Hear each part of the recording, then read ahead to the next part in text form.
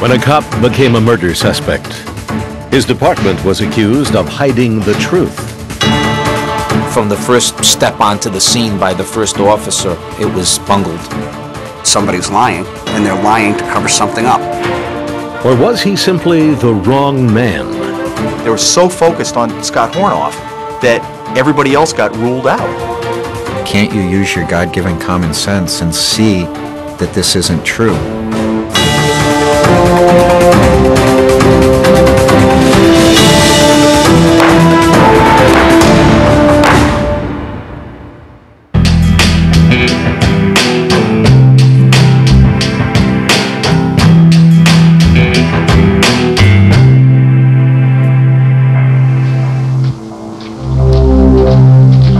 November 2002, Rhode Island State Police Headquarters. For the record, you're being videotaped. Authorities found themselves in a situation best described as surreal. And why did you turn yourself into the state police? I wanted to put it in, confess. I'm here of my own free will. It was something cops almost never see. A man had come in voluntarily to confess to murder. His name was Todd Barry. The 45-year-old wept as he told detectives that his conscience was forcing him to act, though he knew this meant giving up the family he loved. You know, I got a wife and kids, 2 little babies, beautiful kids. They're never gonna be with me anymore. I realize I'm here, I'm gonna go to jail. But for the police, what made the situation even more unusual? They thought they already had their man. His name was Scott Hornoff, and by now he had spent 6 years behind bars. For this former cop, news of the confession was hard to believe.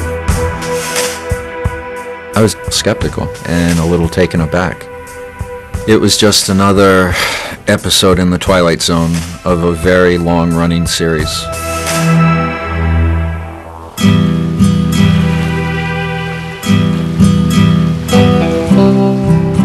It began here, just off the shores of Narragansett Bay in Rhode Island. The towns lining the bay are rich with coastal culture. Warwick is no exception. Catering to that culture was Warwick's Alpine Ski and Sports. In August 1989, the store was finishing its end-of-summer sale. 29-year-old Vicki Cushman was one of Alpine's employees. Cushman brought the hard work and discipline she had learned in the Army to Alpine, but she was also something of a social butterfly. Living in an apartment next to the store made it easy to come over to chat with her friends. She often talked about relationships. She knew she wanted to have a family, she knew she wanted to get married, so she was spending a lot of time figuring out, okay, who's the right guy for me? But on the morning of August 11, 1989, Cushman didn't show up for her usual banter or her shift. One of the employees came up to into my office and asked me to go upstairs and check on Vicki. Gary Anderson climbed her stairs and heard unusual sounds coming from her apartment. The cat was all wound up. He was standing at the door making weird noises. The door was partially open. So I walked up the stairs, and strangely, as you could feel there was something wrong. Careful not to touch anything, Anderson pushed the door open with his elbow. I'd entered the room, and there she was laying on the floor. He called police, who arrived within minutes. They made this videotape of the crime scene. That's what I'm doing right now. Okay. Vicki Cushman had been bludgeoned to death.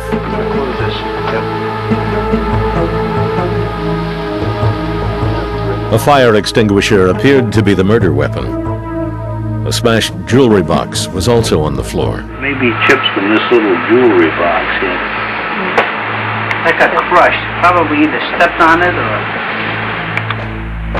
Soon more Warwick police had arrived, swarming through the crime scene. Right there. Where is she, upstairs? Yeah, she's on the second floor.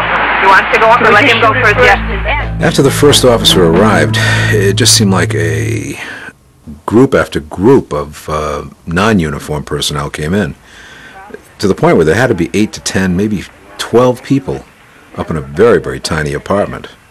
And you could hear an awful lot of shuffling around, doors opening, drawers opening. It just seemed unusual, but they know their business. Probably try and roll her over.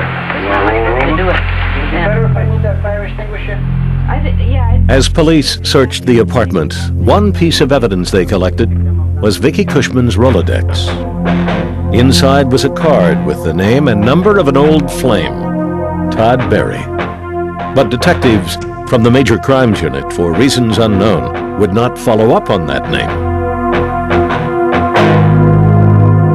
Instead, they focused on something they found on Cushman's table, a letter she had written to Jeffrey Scott Hornoff, who happened to be an officer on the Warwick police force. At 26, Hornoff, who went by his middle name, was a detective who'd been on the force for 5 years. He was married and had a 7-month-old son. Hornoff was also a member of the Warwick Police dive team, which made him a regular customer at Alpine Ski and Sports. There were a lot of police divers, and they would come in just to talk to people, to see what was going on. In the letter detectives discovered, it appeared Hornoff and Vicky Cushman were more than acquaintances from the dive shop. In it, Vicky had written, quote, "I think of you as soon as I wake up, and you are my last thought as I put my head down to go to sleep. My day doesn't feel complete until I see you. I'm hooked on you." Police questioned friends and co-workers who confirmed that Vicky had been having an illicit affair with a married Warwick officer. Co-worker Joanne Arquetto told police that the day before Vicky died, she had been visibly upset and hinted that the relationship had changed. He wanted to break it off, and she was still in turmoil because I think in her mind she was in love with him, and she didn't want to break it off. To detectives on the case, Vicky's unwillingness to end the relationship could have given Scott Hornoff a reason to kill. That afternoon, when Hornoff arrived for his shift, he was ushered into the captain's office. They shut the door behind me, and I started to get nervous. And they basically read me my rights, that I was a suspect in the murder of Victoria Cushman. My head was spinning, my stomach was doing flip-flops. Hornoff says the interview was brief. No recording or formal report of this conversation was ever placed in the investigation file. He says he admitted that he and Cushman were friends, but did not elaborate further. During that interview, Hornoff offered to take a lie detector test. As the test began, however, Hornoff decided to come clean about his relationship with Cushman. I just wanted to be 100% cooperative so they would eliminate me as a suspect and move on. During that polygraph, in the pre-polygraph interview, I admitted to being intimate with Vicky and that it was only brief. Hornoff explained to the examiner that he had had nothing to do with Vicky Cushman's murder. He was told he passed the test and was called back to the captain's office. He said even though he was a little upset with me because I hadn't been as forthcoming with him as I was with the polygraph examiner, that he felt that, you know, I wasn't a suspect any longer and no action was going to be taken against me. I was relieved. I thought it was all over. I thought now they can look for the guy responsible. The next day, Scott Hornoff returned to his usual routine, second shift detective work. Meanwhile, the detectives in the Warwick Major Crimes Unit would quickly be diverted from the Cushman murder by other cases. Reporter Jim Hummel was covering the story. I remember her father, Robinson Cushman, coming to us, coming to the media, going to the Warwick police saying, look, please don't lose track of my daughter.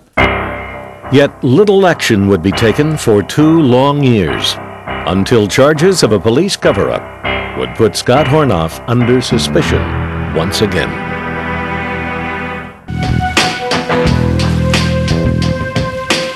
In August 1989, in the Rhode Island town of Warwick, 29-year-old Vicky Cushman was bludgeoned to death in her apartment. The first suspect to be interviewed and cleared was Scott Hornoff, a married Warwick police officer with whom Cushman had had a brief affair. Hornoff says he was stunned by the murder, but tried to put the crime and the relationship behind him.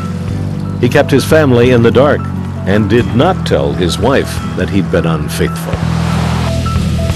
I pretty much got on with my life as, most people do, and my partners and I would sometimes talk about Vicky's murder, and we felt really bad that there was no progress in it. In fact, for 2 full years, the Warwick Major Crimes Unit made no headway on the case. Detective Paul Ainsworth joined the unit in 1991 and was handed Cushman's file. There were a lot of names of people that they had interviewed, and none of them had any leads. It came back to, we have to talk to Scott Hornoff and get a statement from him. But for reasons never fully explained, detectives in the unit were prevented from revisiting the Hornoff connection. One major obstacle was the head of the detective division, Captain Joseph Duquette, now retired. He declined our requests for an interview. Even at the time, he never gave investigators a clear reason why Hornoff was off limits. If he is a suspect, fine. If he's not a suspect, we'll rule him out. But we don't have any information from him. Nobody in that unit was able to talk to him, and that was wrong. In the fall of 1991, frustrated detectives brought the situation to the attention of the State Attorney General. In October, that office quickly recommended the case be turned over to the state police. Detective Ainsworth and others in the Major Crimes Unit were happy to comply. It was kind of a relief. If state police handle it, nobody's going to tell them that they can't interview certain people. The state police now began their own investigation of the 2-year-old murder. But the change did not immediately move the case any closer to a solution. Kevin Bristow is an attorney who later reviewed the case for the city of Warwick. Something that became incredibly apparent immediately was that there were severe problems with how the initial investigation was conducted at the crime scene. Some evidence had been mishandled. Yeah, I think you'll be happier if you take the gloves and the fire extinguisher. All right, let me pick them up now. That way we can't screw them up, right? Yeah. Other evidence had been completely ignored. Blood found on a window screen had never been sent for analysis, nor had the clothing Vicky Cushman was wearing when she was killed. Instead, police seemed to have wasted time on pointless pursuits. There was a latent fingerprint that was found, and the Warwick police during their investigation spent a lot of time having different people come in and have their print compared to this print, and they never compared it to the deceased, and it was hers. And unfortunately, it does, to a certain extent, typify the competence of what took place. One crucial piece of evidence overlooked by the Warwick Police Department would also be ignored by state investigators: a card in Vicky Cushman's Rolodex.